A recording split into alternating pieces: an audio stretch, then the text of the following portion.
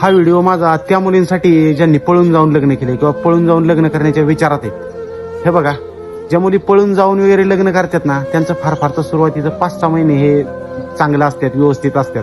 त्याच्यानंतर त्यांच्या हातात पश्चातापाशिवाय काहीच नसतं. अहो, तुम्ही प्रेम जरूर करा, मॉडर्न पिढी आहे, ठीक आहे सगळे, पण तो आधी समोरचा मुलगा पहा तर तुमच्या प्रेमास पात्र आहे का, तुम्हाला तो सांभाळू शकतो का, हे पहिल्यांदा पहा, मग तुम्ही पळून जाऊन लग्न करा.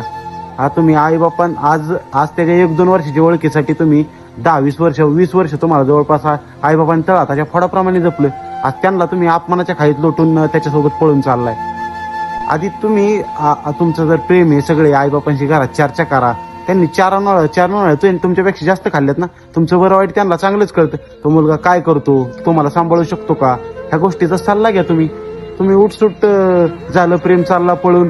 अहो, आज त्यांनी एवढं तुम्हाला सांभाळलंय, आज त्यांच्यावर काय सिच्युएशन येत असेल, काय त्यांची मानसिक परिस्थिती किती खचत असेल, हा विचार करा तुम्ही. त्याच्यानंतर पण तुम्ही सुखी व्हाल ह्याची गॅरंटी नाही.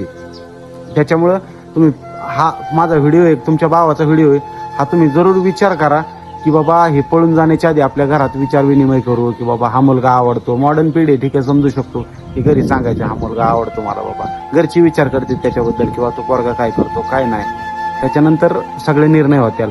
पण तुम्ही स्वतःचं आयुष्य, तुम्हाला आयुष्य खूप मोठे, पश्चातापाशिवाय काहीच नाहीये. त्याच्यानंतर सगळी नाती तुटतात तुमचे, कोणी तुम्हाला जवळ ये पण म्हणत नाही. त्याच्यामुळं हा व्हिडिओ माझा पाहून जर 4-2 मुलींचे जरी विचार बदलले ना, तरी मी स्वतःला खूप भाग्यवान समजेल. धन्यवाद.